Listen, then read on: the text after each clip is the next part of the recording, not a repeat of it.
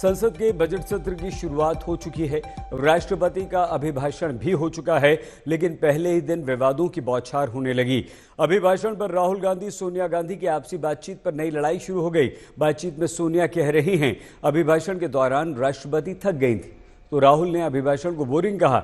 लेकिन बीजेपी अब इसे राष्ट्रपति के अपमान का सवाल बना रही है।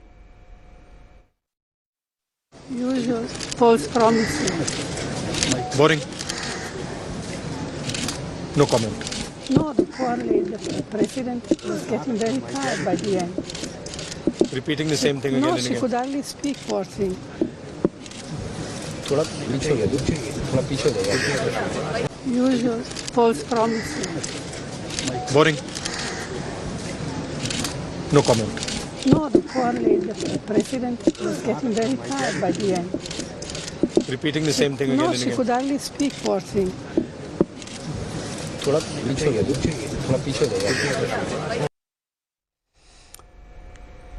राष्ट्रपति के अभिभाषण पर निर्दलीय सांसद पप्पू यादव की प्रतिक्रिया और भी विवादित है। पप्पू यादव ने क्या कहा, सुनवाते हैं। उस बेचारी का तो कोई दोष नहीं, वो तो खड़ी होकर कुछ भी लव लेटर पढ़ रही हैं, वो तो स्टैम्प पेपर है। सुनिए पप्पू यादव। उन बेचारी का तो कोई दोष नहीं, वो राष्ट्रपति हैं, वो तो स्टाम्प है और किसी का लव लेटर पढ़ना है उनको। तो राष्ट्रपति से आप क्या उम्मीद करिएगा? बस पोथी पर पंडित हो जगमुआ न कोई वाली कहानी है। उन बेचारी का तो कोई दोष नहीं, वो राष्ट्रपति हैं, वो तो स्टाम्प है और किसी का लव लेटर पढ़ना है उनको। तो राष्ट्रपति से आप क्या उम्मीद करिएगा? बस पोथी पर पंडित हो जगमुआ न कोई वाली कहानी है। अब जबरदस्त हंगामा शुरू हो गया है। सोनिया गांधी राहुल गांधी की जो बातचीत है, उस पर बीजेपी ने इसे राष्ट्रपति का अपमान बता दिया है। अभिभाषण के दौरान राष्ट्रपति थक गई थी, ये सोनिया गांधी ने किया। सोनिया गांधी की टिप्पणी पर अब हंगामा हो रहा है। राहुल गांधी कहते हैं कि बोरिंग था। अब तनातनी काफी बढ़ गई है। बीजेपी ने इस मुद्दे को लपक लिया है। बीजेपी कह रही है ये तो राष्ट्रपति का अपमान है, आप राष्ट्रपति का अपमान कैसे कर सकते हैं। तो उधर पप्पू यादव भी विवादित टिप्पणी कर चुके हैं राष्ट्रपति के अभिभाषण पर। शिवसेना यूबीडी के सांसद अनिल देसाई की भी प्रतिक्रिया हमें मिली। महामहिम राष्ट्रपति जी ने कई योजनाओं की बात की, वन नेशन वन इलेक्शन का भी जिक्र किया।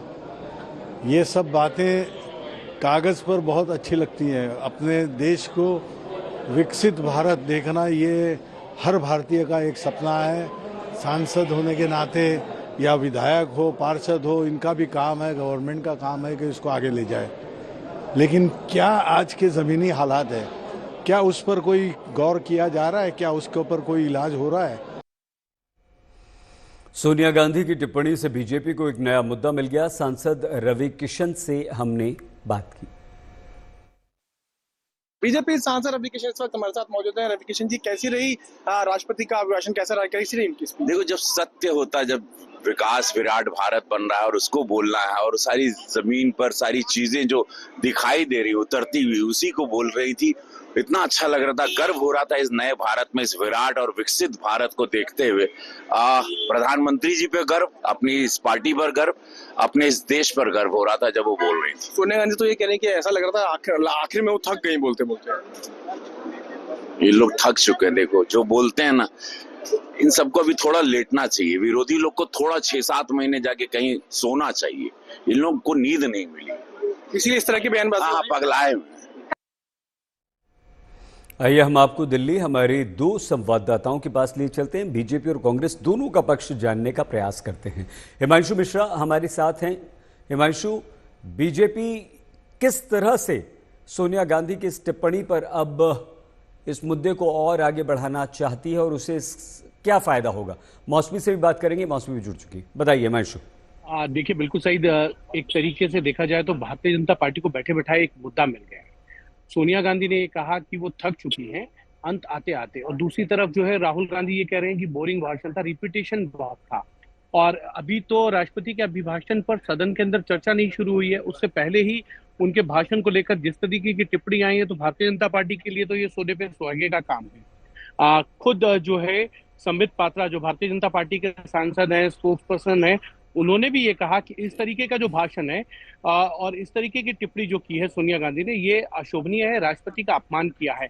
इस तरीके के कॉन्स्टिट्यूशनल पोस्ट पर बैठे व्यक्ति के लिए अपमान पहली बार कांग्रेस की तरफ से नहीं हुआ है। इससे पहले भी कई बार जो है जो महामहिम है उनके लिए अपशब्दों का प्रयोग जो है वो किया जा चुका है। हिमांशु, बने रहिए आप हमारे साथ। हम मौसमी से बात करें उससे पहले धर्मेंद्र प्रधान और सुकांतो मजूमदार की प्रतिक्रियाएं आपको सुनवा देते हैं। कि अपमान परमादरणीय राष्ट्रपति जी का कभी नहीं दिखा था। जिस प्रकार की बेहुदी बात कांग्रेस पार्टी की नेता आदरणीय श्रीमती सोनिया गांधी जी और उनकी सुपुत्र नेता प्रतिपक्ष राहुल गांधी जी ने भारत की राष्ट्रपति जी के बारे में बताए, जो शब्द उन्होंने उच्चारण किए, मैं उसको मुंह में भी नहीं ले सकता हूं। इस प्रकार की अहंकार के लिए मैं कठोर से कठोर शब्दों में उसको निंदा करता हूं। फ्यूडल लोगों से, सामंतवादी लोगों से और अपेक्षा भी क्या करें। प्रजातंत्र में बार बार लोगों के द्वारा पराजय स्वीकार नहीं कर पाते हैं। उनको लगता है कि देश उनकी जागीर है, वही इस देश को चलाने के लिए, उपभोग करने के लिए उनको भगवान ने ही भेजा है। उनको भगवान सद्बुद्धि दे और देश की जनता उनको पहले भी अपना जनादेश सुनाया है और आने वाले दिनों में भी उनको बाहर रखेगी। देखिए, जो कांग्रेस चल रहा है, कभी कांग्रेस को पूरी देश नेशनलिस्ट पार्टी के नाम से ही, नेशनलिस्ट पार्टी के तरफ पे जो उन्हें तर्जे पर उन्हें जाना जाता था। लेकिन जब से राहुल गांधी जी ने अपना दायित्व लिया है, तब से उन्हें जो सलाह देने वाले लोग हैं सारे जेएनयू से एक्सट्रीम लेफ्ट वाले लोग हैं।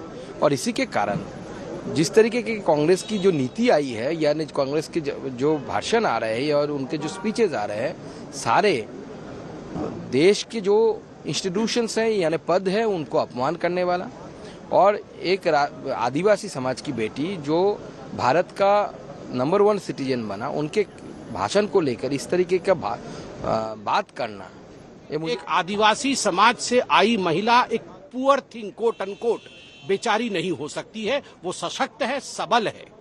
उन्होंने अनेक पदों को धारण किया है और तत्पश्चात वो आज देश की महामहिम राष्ट्रपति है। और न वो थकी हैं और न वो झुकी है।